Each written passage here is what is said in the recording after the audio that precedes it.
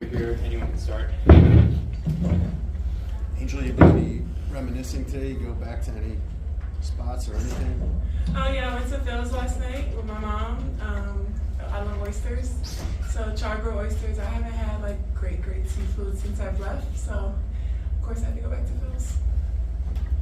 Angel, you've talked a lot about this feeling of coming home, but how do you feel like LSU kind of became a home for you during the 2 years that you were here, and what does that mean when you kind of leave a place and come back to it? Yeah, I was able to build my legacy here. Obviously, I was somebody before I came here, but I was just able to build a brand off the court. I think that's really important.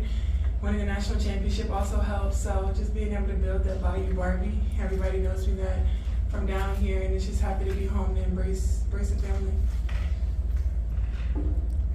So, Angel, obviously you've had a lot of big games here. Any particular moment that stands out to you the most? I mean, I think the shoe block is something that everybody will never forget. I think that was my first like viral moment here at LSU, and being able to embrace that. A lot of people they told me they became fans of me when I did the shoe block, so that was pretty fun. First word that comes to mind when you walk in here and you look up and you see that banner, the very first one. The winner. I think to be considered one of the best, I mean, you win. And just being able to be here before me, Simone, Sylvia, they laid the ground for us to walk, for us to run. So just being able to know that and own that. A lot of great players came through here, and just knowing that. So being able to hang that banner was amazing, and that was something I'll never forget. What about the other banners, the retired numbers? I mean, do you dream at all about maybe your numbers up there someday? It'll come, time comes. I'm in year 2, so I don't expect it to be right away. It took a while to get Simone's statue out there, so I mean, we got to clap our hands and just give her flowers while she's here for that, and I know my time will come. Julia, front row here. Kind of building on that, Simone and Sylvia obviously both have huge legacies both here and in the WNBA. What's kind of your relationship to both of them, and what do they kind of mean to you, and when you kind of look at that stature of player in the dub? Yeah, I mean, obviously, my first WNBA games were Minnesota Lynx games.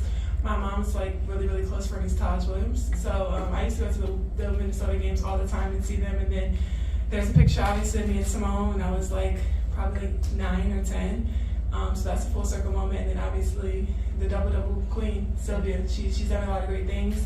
Bob Starkey, he was able to coach both of us, so I got a lot of insight from him. But having great relationships with both legends, they've won, and they're winners in the WNBA. They've left their legacy, so I'm happy to be able to have them in my corner. Third row on your right. Yeah, Angel, you've been through a homecoming game before when you were at LSU, went to Baltimore. Did that kind of prepare you for, like, approaching this game on a nice even keel, being back home for this one? I think this is a little different just because Baltimore's home for real. That's home.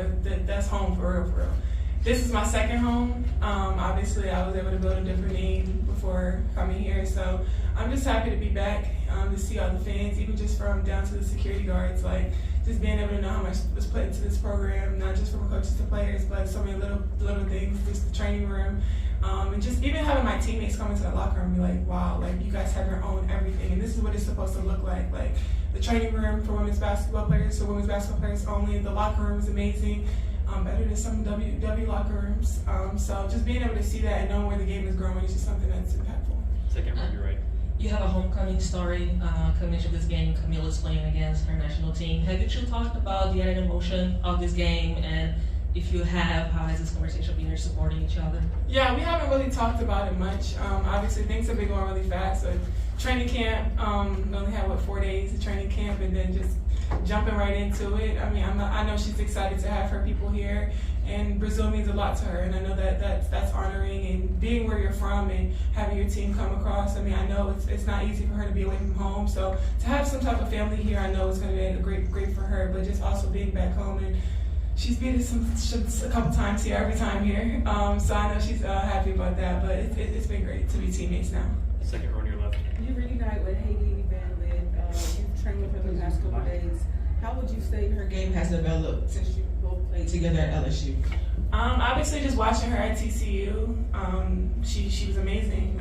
She was able to be the player that she was. I think me and her had the same experience here, just being able to have this point of our career and point of our life together where it helped us for the WNBA. And on the court and off the court, we were great friends off the court. So I love Haley, and I'm happy where she is. I feel like no better place for her to come into Chicago. And I know she's really happy and excited. So she's been great. She's been great. Back row on your left. You mentioned Simone and Sylvia obviously laying the foundation work, but you being so influential obviously in the national championship, and to see like what LSU has continued to do even after leaving, like how special is that for you to see like the growth of this program and you being such a big part of that? Yeah, it's been amazing. I mean, when I came here on my first visit, initially, I just remember how much they love women's basketball here. And they already love women's basketball because of Mulkey, obviously. But then when we won, it was just like, it's a women's basketball school. Like, everybody was showing up to the games and just being able to see, like, we're respected around here. We walk around and just being able to be names, and everybody just knows who we are. So it's been great. I mean, I can't forget, like, Sylvia and Simone. They walk so we could run, and I got to give them their flowers. Like, I wouldn't be here without them. We'll go back to Julia, then Jason, then Roberta. You mentioned that relationship with Kim Mulkey. Just kind of, what do you think those 2 years working under her meant to you in the W? I know we've talked about that a little bit, and what will it be like seeing her again today? Yeah, I think I tell everybody this all the time. She prepared me for the WNBA. I think mentally, physically for sure, practices are very long, and it was easy for me to do training camp, but there's not really anything anybody can say to me as a coaching staff that can break me or tell me anything that I don't know about myself or things that can get me like going, because I went through Kim Mulkey. Like, she's gonna tell you what it is. She's gonna tell you and keep it real with you, and I appreciate that. In the moment, I hated it. I'm not gonna lie, I hated it and I dreaded it and I didn't like it. And then when I left, I was like, I'm really thankful for that moment. And just looking back up, I didn't make sense in the moment, but now it all makes sense. Like, why I was able to be so dominant my rookie year was because I was able to go so hard every day. I had no excuses. She didn't let you come and practice and BS. Like, every day was hard work. So I think that was something I always want to give kudos to. That's why she has a lot of players in the W. Go back to Jason. Angel, 2 questions for you. The first, Tyler was in here earlier and talked about trying to get you into multiple areas of the floor. What are you trying to expand in your game going into year 2 in the WNBA? Obviously, I want things to expand. It doesn't seem like I have a choice because I'm put everywhere, honestly. Get the rebound and push and start the offense. They want me on the perimeter, so they want me being able to. There's not a lot of 4s or a lot of 5s in this league that are super as versatile as me and Camilla, being able to run down the floor and being able to do a lot of things in transition. And we love that. We love our front court, just being able to do that together. So I think he just really wants me to be able to take people off the dribble a lot, being able to shoot the 3 when it's open, just being able to create for others. I love assists. As you can see in Unravel, I know how to pass the ball for real. So I think that's something I have as an advantage as well. Secondly, you took a lot of losses last year, and that's probably not normal for you. Yeah. What effect did that have on you, and how much do you think can change this year coming off 13 and 27? I'm washing my hands with last year. Rookie year was rookie year. I was forced into a leadership role. I was forced to mature early, and I think it was humbling, and I think it was something that I'm super grateful for, because experiencing what I experienced my rookie year was just something that made me to who I am right now. And going into year 2, I know what to expect. I know things to do on and off the court. I know how to treat my body. I know how to just be a pro. And I think just being able to have that and look back at that and see where I am now, even just coming into training camp, I'm like, I'm not nervous. Like, it's like I'm built for it and I'm ready for it. So I'm really excited for this year. This team is amazing. We have a lot of great vets. We have a lot of great coaches, and I think we'll shock a lot of people. Andrew, you mentioned your brand. How does moving to LSU help you develop that businesswoman side of Andrew Reese? And the second question, how do you feel like your, besides the championship, what do you think is your biggest impact in LSU culture? Okay, for the first question, I had a lot of followers. I came to LSU with 79K followers when I came here. Like I said, the viral shoe block was when it kind of went crazy. And then when I did the TikTok dance, so everything at LSU kind of goes viral. I think having a platform where they kind of put you out there. We also had a teammate, Flage. She was already had 1 million followers, so it kind of that also helps too. So they help you build your brand here. They have something here called NILSU, and they really put you out there and help you benefit your brand, because I think a lot of people don't understand that basketball does stop. I have a life outside of basketball, and we all should. I mean, I die, and I wouldn't be sane if I didn't have a life outside this basketball stuff. So just being able to build that brand was amazing for me, and then now, like, I think I'm almost at 5 million, so it's just been growing since then.